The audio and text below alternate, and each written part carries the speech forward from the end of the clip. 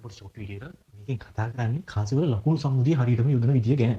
මොකද ගොඩක් මට තියෙන ප්‍රශ්නයක් තමයි කාසිවල ලකුණු සම්මුතිය යොදන්න ගියාට පස්සේ මේක පොඩ්ඩක් අර කටපාඩමින් වගේ මතක තියාගන්න ගිහිල්ලා ප්‍රශ්න වලදී හිර වෙනවා. ඒතර ඒක මගහරවා ගන්න විදියක් තමයි මම අද පැහැදිලි කරන්න යන්නේ. ඒතර මේක මුලින්ම අපි දැනගන්න ලකුණු සම්මුතියක්.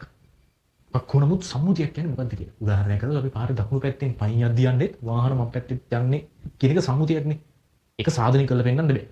නේද? ඒ සම්මුතිය ඇති කරගෙන තියෙන සමහර අය හිතන විදිහට හිතමු වමෙන් යනවා ලකුණෙන් යනවා පයින් යන අය පාර මැදින් යනවා. ඒ වගේ වුණොත් අනතුරු ප්‍රමාණය වැඩි වෙනවානේ. ඒකෝට අපි පාසුව සඳහා තමයි මේ සම්මුතිය ඇති කරගන්නේ. එතන මේ ලකුණු සම්මුතිය කියන එකත් එහෙමයි. මේකත් ගණනය කිරීම වලදී ඇති වෙන ගැටලු निराකරණය කරගන්න තමයි මේ ලකුණු සම්මුතිය යොදාගෙන තියෙන්නේ.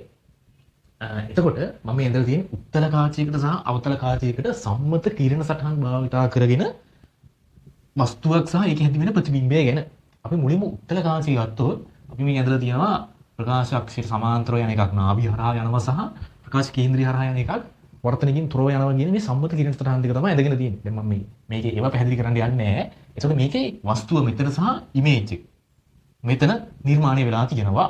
ඒක හොඳට බලන්න අපි මේ ලකුණු සම්මුතිය යොදද්දී දුරවල් මනින්නේ. වස්තුවට තියෙන දුර මනිනකොට අපි මනින්නත් ඕන කාචයේ සිට වස්තුව දෙසට තමයි දුර මනින්න ඕන. අපි වස්තු දුර u අකුරෙන් ගන්නවා. එතකොට ප්‍රතිබිම්බයට තියෙන දුර මනින්නත් ඕන කාචයේ සිට. කාචයේ සිට ප්‍රතිබිම්බයට තියෙන දුර විදිහට තමයි මනින්න ඕන. කාචයේ ඉඳන් තමයි දුර මනින්න ඕන. මේ දෙක නම් ඔයාලා සාමාන්‍යයෙන් දන්නවා. ඔයාලා දන්නේ නැති වැදගත් එක තමයි මේ නාභිය කියන එක. මොකද මෙතන වෙන්නේ මෙන්න මේ වස්තුවේ ප්‍රතිබිම්බය මෙතන හැදෙන්න නම් උපකාරී වුණ නාභිය මෙයානේ. මේ නාභියෙන් කිසිම බලපෑමක් නැහැ. එහෙනම් මෙන්න මේ නාභියට තියෙන දුර තමයි අපි ගන්න ඕනේ. ඒකත් කාචයේ සිට තමයි මනින්න ඕන. එතන මේ ලකුණු සම්මුතිය කියන්නේ ආලෝකයේ ගමන් ගන්නා දෙසටම තියෙන දුරවල ඍණ විරුද්ධ දෙසට. කියන ආලෝකෙ මෙහෙට යනවා නම් දුර මනින්නේ මේ පැත්තට නම් ඒවා ධන කිය. ඒ විදිහට ගත්තොත් මේ වස්තු දුර කියන එක ධන ප්‍රතිබිම්බ දුර කියන එක ඍණ. එතන මේ නාභි දුර අපි f අකුරෙන් සංකේතවත් කරොත් එයත් ඍණ. මොකද ආලෝකයේ ගමන් ගන්නා දෙසටමයි නාභි දුර මැනින්නේ. එතකොට මෙන්න මේ හේතුව හින්දා තමයි ඔයාලා කටපාඩම් කරලා තියන් ඉන්නේ උත්තර කාචයක නාභි දුර ඍණ කියලා. මොකද බොහෝ වෙලාවට උත්තර කාචයවල වස්තුව තියෙන දිශාවට ප්‍රතිවිරුද්ධ දිශාවේ තියෙන නාභිය තමයි ප්‍රතිබිම්බ නිර්මාණය කරන්න උදව් වෙන්නේ.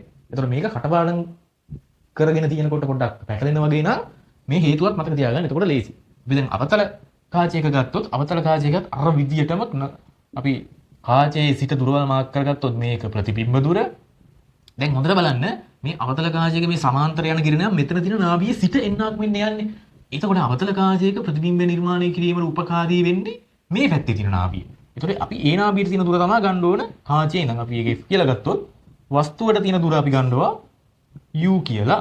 එතකොට හොඳට බලන්න මේකේ ආලෝකය ගමන් කරන්නේ මේ පැත්තට අනිත් සියලුම දුරවල් මැනින්නේ විරුද්ධ දිශට. එහෙනම් මේ ඔක්කොම ධන. මේක ධන, මේක ධන, මේක ධන. මෙන්න මේ හේතුව හින්දා තමයි ඔයාලා කටපාඩම් කරලා තියන් ඉන්නේ. අවතල කාචයක නාභි දුර හැම තිස්සෙම ධන කියලා.